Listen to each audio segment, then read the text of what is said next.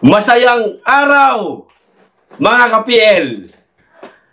Pangarap ng isang bishop at di umano ng ilan pang mga kaparian na makabalik ang mga Duterte sa pamumuno sa ating bansa.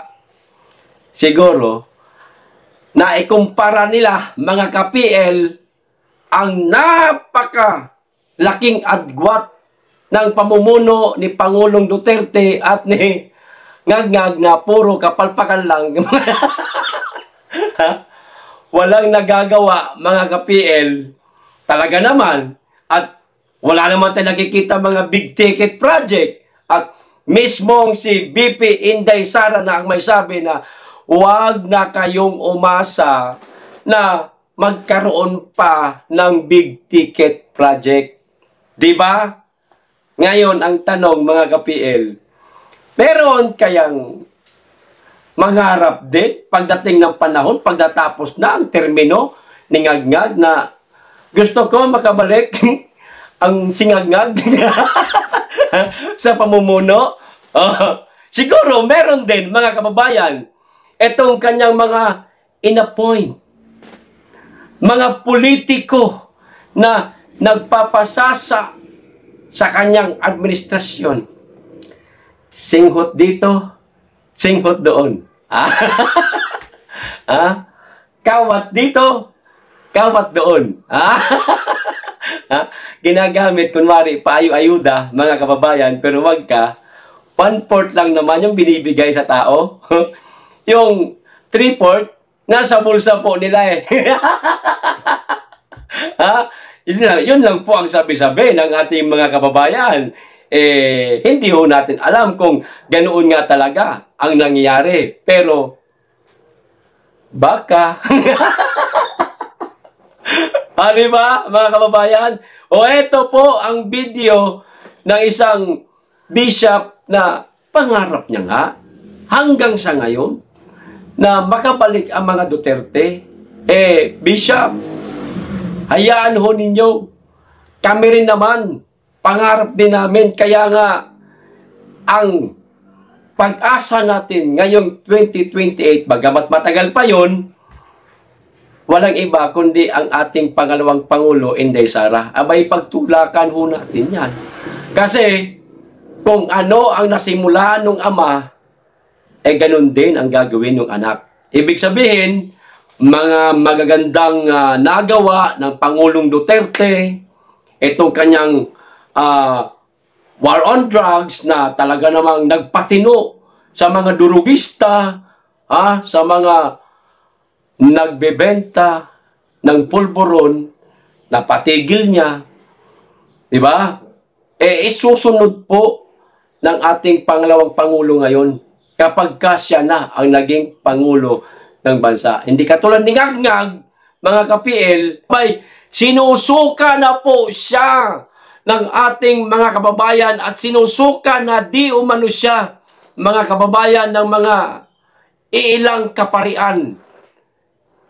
Maliwanag. Napakarami po natin nakikita mga pari na naglalabas ng kanilang hinanaing tungkol dito sa administrasyon ni Ngagngag, katulad na lamang po ni Padre Siano. Yung isa pa, yung medyo payat, nakalimutan ko yung pangalan. Katulad dito ni Bishop Efren Reyes, at baka marami pa po itong mga kaparian na sinusuka na nga si Ngagngag, hindi lang nagsasalita, tahimik lang. Ito ho ang video, mga kababayan, panoorin po natin. Pero bago ko po simulan, makikisuyo sa mga hindi pa po nakasubscribe. Baka naman. At paki-click na rin po ang notification bell para updated sa lahat ng upload. At huwag niyo pong kalimutan, paki-like na rin ang video. Maraming salamat. Makikisuyo lang po. Ito na. Ako po'y nangangarap na ang Duterte mabalik. Yung mga hindi pumalakpak, bahala kayo. Naran po kayo. Pansinin nyo, noong panahon niya na nakaupo, mga politiko'y takot na takot na gumawa ng mali. Pati pulis, pati sundalo, takot. aba, biglang, anong nangyari? Ngayon ang mga kurakot mga nakaupo. Naran po kayo? Ako, tayo hindi pinanganak kahapon. Alam natin yan. Bakit ang isang obispo ay sumusuporta sa ganito? Aba, hindi masamang mangarap ng pag-unlad ng pagkakaisa sa bansa natin.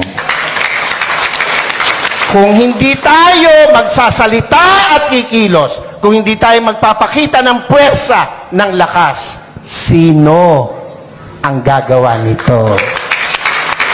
No, kung palakpak lang, hindi mo magawa, lalo na sa rally, hindi mo kaya. Yung makasigaw ng Amen! Oy, iyan yung matatapang. Dapat, ito ang tandaan nyo, ang buhay natin, minsan lang. Pakisabi mo sa katabi mo, mamamatay ka rin. Sabihin mo, malapit na. Hanggang mamatay niya siya. Pero, bago mamatay, napakagandang nagparinig ka, nagparamdam ka para sa bayan. Yun ang pinakamahalaga sa lahat. Amen po? Ako po hindi takot makulong, mabugbog, basta't iparamdam mo yung gusto mong iparamdam. Mga Bulakenyos, mga kasama kong taga-Caloocan, Zambales, Pampanga, aba, hindi masama na suportahan natin itong rallying to. Yung iba na pe-pressure ng kung sino, natural lang yun. Ang nami-pressure sa kanila, siguro nasa taas. Dahil kung nasa baba, hindi nila papansinin. Pero, aba tayong malaya, huwag tayong pa-pressure kahit kanino. Minsan lang ang buhay natin. Dapat iparinig natin, iparamdam natin ang ating saloobin. We are not against the government. Never! And never will. Lalo po ako. Ay, nakapula nga ako Naran ba kayo? Pero, kailangan nilang makita, kanilang dapat marinig, ang dapat makita at marinig. Gera? Handa ba ang Pilipinas sa gera? Ha? Kurutan man talo tayo sa kurutan. Ilan ang bilyon ang Chino, ilan tayo? Panuntukan, talo tayo. Huwag nilang gawing issue yan. At hindi mangyayaring magkagera. Pilipino pa, subukan nila rito, talo sila. Kung ang laban lang ay chismis, panalo ang Pilipino. No. Ewan ko ba sa Pilipinas walang chismosa? Wala mamatay na sana, Lord, yung mga nagsisinungali. Huwag nilang gamitin yon na panakot, divert. Yung binanggit ni kapatid tungkol sa ayuda, wala akong question dun Ang question ko ron ay, nakakarating ba sa tamang tao yung ayuda? Ako hindi pa nakakaranas ng ayuda. Ewan ko itong mga kasama ko sa harapan. Nakatanggap na ba kayo? Ayuda. Kayo ba'y nakatanggap na? Oo, kaya kayo magrarally, hindi pa kayo nakakatikim. Ako pinagbibiro lang, pero iyon po'y katotohanan. Kung iyan napupunta sa tama. Binibigay natin sa 4-piece. Ako! Yang dole, yung mga tupad na nagwawalis at nagdadamo. 1 oras lang ang naipapile 8 hours.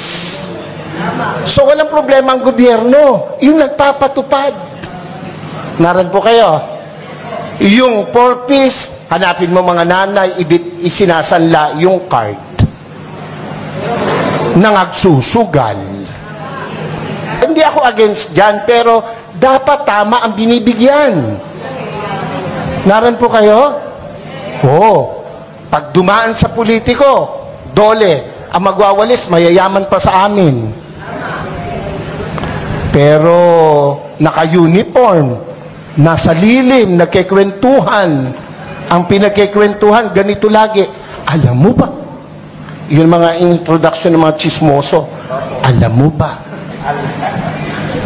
Alam niyo ba? O tango naman.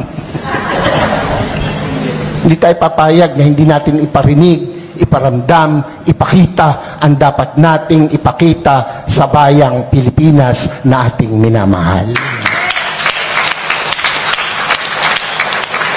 Ako po, kung matetreten sila sa pagtakbo ng mga Duterte, matreten sila. Bakit? Matitino yung Duterte. Ako po, kahit obispo nung panahong iyan ay lumalaban, ako po'y kasama. Ako po'y nangitim. Ako'y inalukan na maupo sa kabinet. Hindi ko tinanggap. Ang gusto ko'y makita siyang namamahala. Kung anong ginawa niya sa Davao, gawin niya sa Pilipinas at ginawa niya sa Pilipinas. Mabalik yun, ako po ay matutuwa.